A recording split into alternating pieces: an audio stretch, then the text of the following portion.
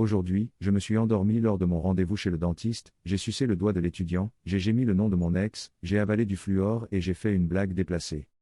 Aujourd'hui, je viens de terminer une semaine de travail de 48 heures. Je me suis endormi à 3 heures du matin, j'ai été réveillé à 430 heures par une alarme que j'ai oublié d'éteindre. Puis réveillé à nouveau à 630 par un appel de mon patron. Je n'ai pas réussi à me rendormir, alors j'ai accepté mon état de manque de sommeil. Je suis allé à mon rendez-vous chez le dentiste et j'ai fini par m'endormir. Je suppose que l'étudiant pointait une dent ou quelque chose comme ça, parce que je me suis à moitié réveillé et j'ai sucé son doigt, puis j'ai dit j'essaie de dormir. Je me suis rendu compte de ce qui s'était passé et je me suis excusé. Pour ajouter à la gêne, l'élève porte le même nom que mon ex. L'étudiant a maladroitement dit que c'était bon et a continué, tandis que le dentiste essayait de ne pas rire. 5 minutes plus tard, on m'a donné du fluorure et on m'a dit de le faire circuler. Encore à moitié endormi, je l'ai pris comme une piqûre et je l'ai avalé. Le dentiste m'a demandé si je l'avais avalé. La plupart des gens répondraient oui ou oh mon Dieu, je n'ai pas réfléchi. Mais je pense que nous avons établi que je ne suis pas la plupart des gens. Avec une expression de panique mortelle, j'ai dit peut-être que si je faisais ce genre de choses à mon ex plutôt qu'à vous deux, il ne serait pas mon ex. Gênant, n'est-ce pas? Mais attendez, il y a plus. Il a fait un doigt d'honneur après que j'ai dit ça. Trop long. Je n'ai pas lu. Je me suis endormi lors de mon rendez-vous chez le dentiste, je me suis réveillé en train de sucer la figure d'un étudiant en médecine dentaire tout en prononçant le nom de mon ex, qui était le même que le sien, en prenant du fluorure comme une piqûre puis en disant si je faisais ce genre de choses à mon ex au lieu de vous deux, ce ne serait peut-être pas un ex. Ensuite, j'ai fait des pistolets à doigts.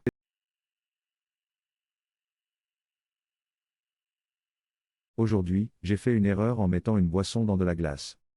Je n'arrête pas de rire de ce que j'ai fait et je ne le regretterai jamais. Mon fiancé et moi étions en train de nous préparer pour le travail et nous manquions de temps, alors il m'a dit merde, il n'y a pas de monstre dans le frigo, tu peux mettre un monstre dans de la glace pour moi? C'est ce que j'ai fait.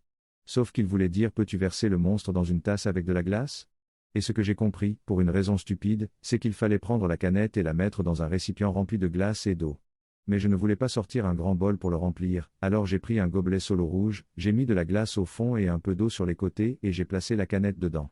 Elle dépasse de 5 pouces et je me dis que c'est ce qu'il a demandé, mais que c'est bizarre et inefficace, pourquoi ne m'a-t-il pas demandé de la mettre au congélateur? Pourquoi ne m'a-t-il pas demandé de le mettre au congélateur? Ou est-ce que ça marche plus vite à cause de l'eau?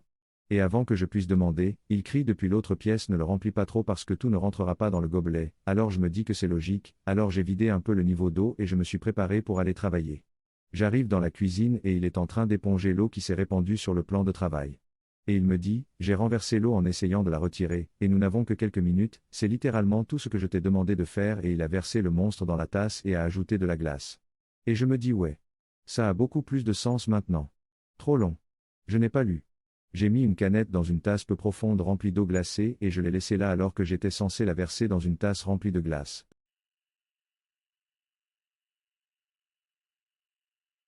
Aujourd'hui, j'ai fait une bêtise en regardant les réseaux sociaux de ma mère.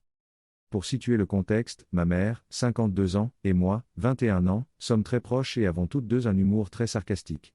Elle est également à l'aise avec la technologie et possède des médias sociaux tels que TikTok, Instagram, Facebook, etc.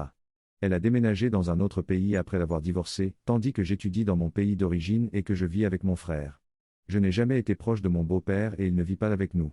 Il y a quelques mois, ma mère m'a envoyé une photo d'une pédicure qu'elle s'était faite et je lui ai dit que c'était très joli. La conversation s'est ensuite orientée sur le fait qu'elle voulait se gâter après son divorce, mais qu'elle n'avait plus beaucoup d'argent depuis qu'elle avait déménagé. C'est là que j'ai fait une erreur.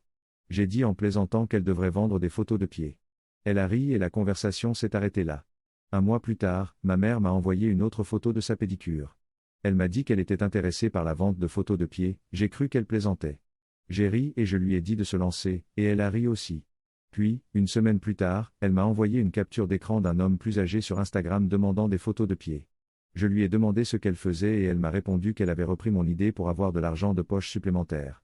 Je lui ai dit que je n'étais pas à l'aise avec le fait qu'elle me dise cela et elle m'a dit que ce serait son secret et qu'elle n'en parlerait plus.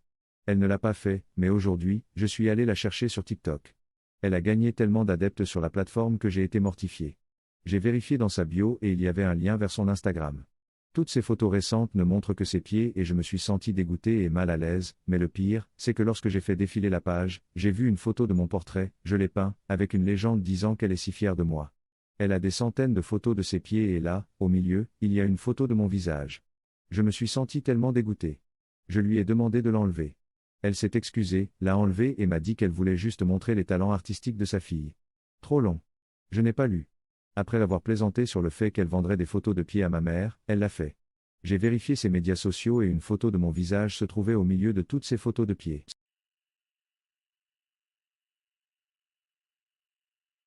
Aujourd'hui, j'ai commis une erreur en offrant ma place dans le métro à une femme enceinte. Qui, en fin de compte, n'était pas du tout enceinte. C'était simplement une grande dame. Le monsieur à côté d'elle, que je suppose être son mari, étouffait son rire tout en tremblant de sa tentative mal cachée de garder un visage sérieux. Ou, du moins, c'est ce que je pense qu'il faisait. Il est très difficile de voir son expression sous le masque. Heureusement, la dame est restée très calme tout au long de l'incident. Elle a simplement secoué la tête, m'a dit qu'elle n'était pas enceinte et que son poste était juste au coin de la rue. Pour ma défense, la dame avait vraiment l'air d'être enceinte, avec son ventre gonflé et tout le reste. Comment aurais-je pu le deviner ? Je n'ai pas vu assez de femmes enceintes dans ma vie pour distinguer celles qui le sont de celles qui ne le sont pas. Pourtant, si la femme me criait dessus, je me sentirais probablement beaucoup mieux.